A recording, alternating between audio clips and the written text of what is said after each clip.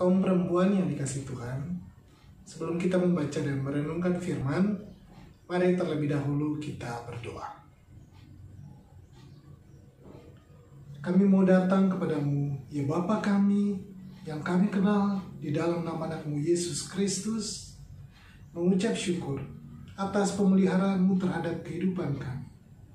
Saat ini, Engkau datang lagi menyapa kami melalui firman-Mu. Dengan kerendahan hati, kami mau mempersiapkan hati seperti tanah yang gembur, yang rindu dan siap untuk ditaburi firman-Mu yang hidup. Tolonglah kami dengan Roh Kudus-Mu, agar firman-Mu yang kami dengar dapat masuk dalam hati kami, bertumbuh dan berbuah dalam kehidupan kami sehari-hari. Sertai dan mampukan juga hamba-Mu dalam kelemahan dan keterbatasan, agar segala perkataan yang diucapkan adalah apa yang menjadi kehendak-Mu, dan segala kemuliaan hanya bagi-Mu saja. Berfirmanlah ya Kristus, kami siap untuk mendengarkan. Amin. Pembacaan Alkitab kita dari Mazmur 82 ayat 1 sampai dengan ayatnya yang ke-8. Di bawah perikop Allah dalam sidang ilahi. Mazmur Asaf. Allah berdiri dalam sidang ilahi, di antara para Allah ia menghakimi. Berapa lama lagi kamu menghakimi dengan lalim dan memihak kepada orang fasik? Berilah keadilan kepada orang yang lemah dan kepada anak yatim. Belalah hak orang sengsara dan orang yang kekurangan. Luputkanlah orang yang lemah dan yang miskin. Lepaskanlah mereka dari tangan orang fasik. Mereka tidak tahu dan tidak mengerti apa-apa. Dalam kegelapan mereka berjalan, goyanglah segala dasar bumi. Aku sendiri telah berfirman, kamu adalah Allah, dan anak-anak yang maha tinggi kamu sekalian. Namun, seperti manusia kamu akan mati, dan seperti salah seorang pembesar kamu akan tewas. Bangunlah ya Allah, hakimilah bumi, sebab Engkaulah yang memiliki segala bangsa. Demikianlah firman Tuhan. Yang berbahagia ialah setiap orang yang memelihara firman di dalam kehidupan setiap hari. Haleluya.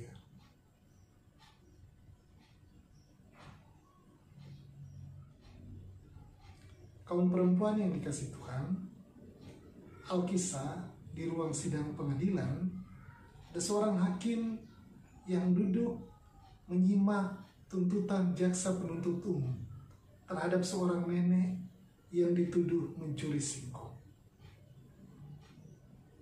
Nenek itu mengatakan alasannya bahwa anak lelakinya sakit, cucunya lapar, dan itulah yang menyebabkan dia mencuri singkong tersebut.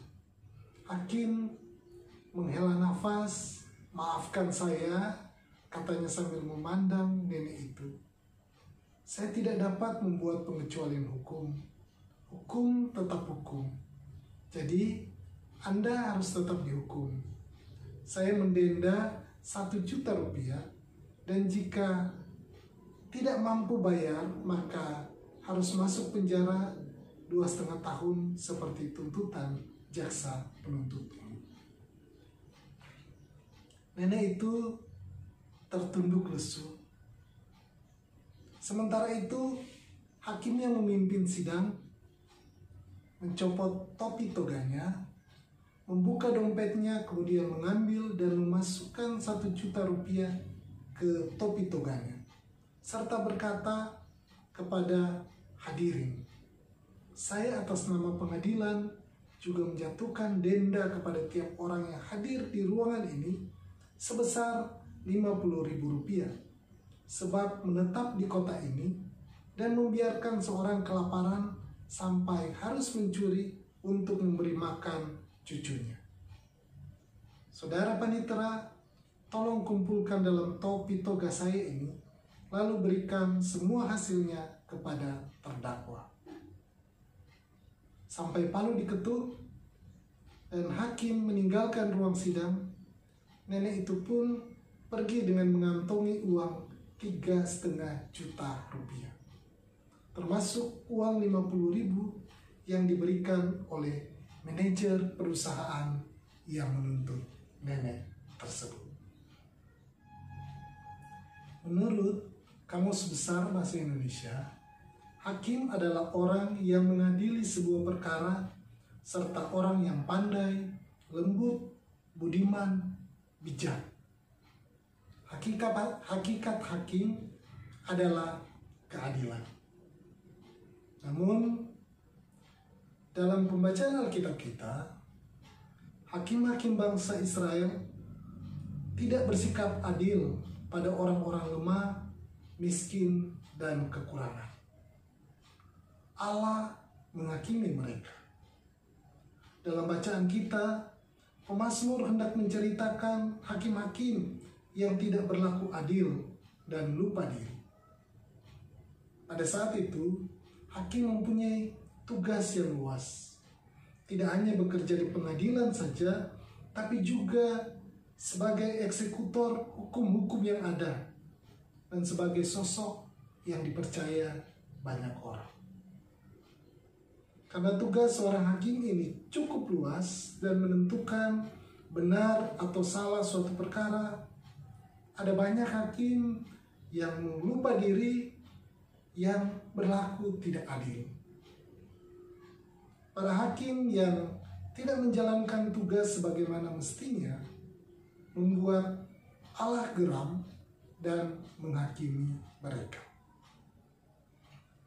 Pada ayat 1, pemazmur menjelaskan bahwa Allah hadir untuk menghakimi Allah-Allah dalam sidang ilahi. Istilah Allah di sini menunjuk pada hakim-hakim yang tidak berlaku seperti wakil Allah, melainkan berlaku seolah-olah dirinya adalah Allah. Tentu pemazmur menggunakan kata Allah untuk menyindir hakim-hakim.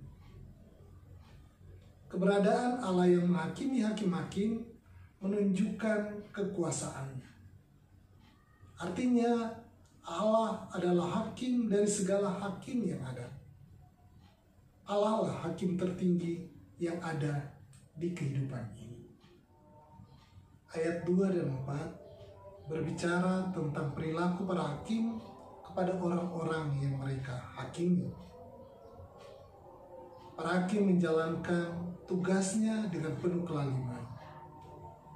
Mereka juga memihak pada orang-orang yang tidak benar di hadapan Allah, serta bersikap tidak adil terhadap orang-orang lemah, anak yatim, serta orang-orang yang menderita dan kekurangan.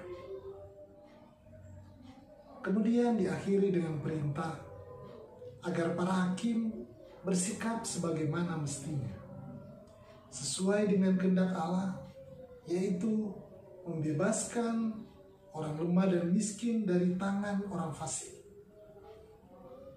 Akan tetapi, mereka akan sulit melakukan itu jika mereka jauh dari Allah. Untuk memahami kehendak Allah, mereka harus diterangi oleh kebenaran firman-Nya.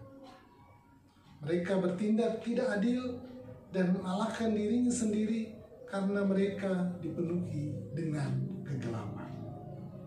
Hal terpenting adalah tetap berjalan bersama Allah, karena Allah adalah Maha Adil.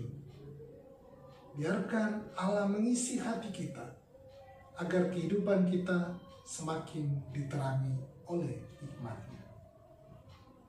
Kita semua berpotensi menjadi hakim terhadap sesama. Oleh sebab itu, ada istilah, jangan suka menghakimi. Ingatlah bahwa Allah adalah hakim di atas semua hakim. Mari tetap jalin relasi persekutuan kita dengan Allah.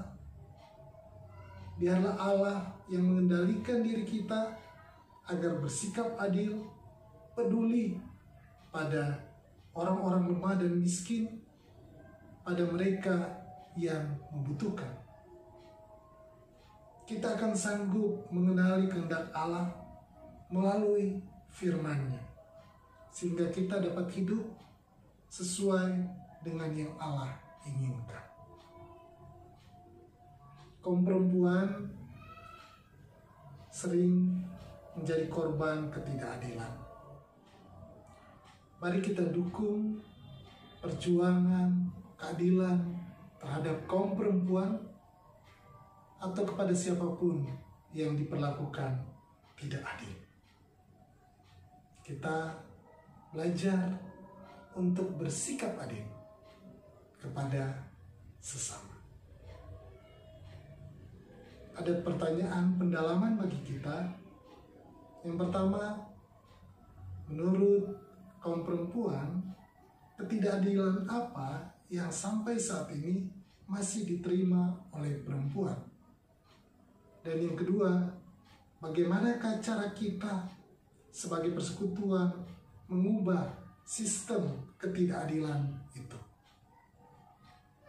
Selamat berefleksi, Tuhan memberkati.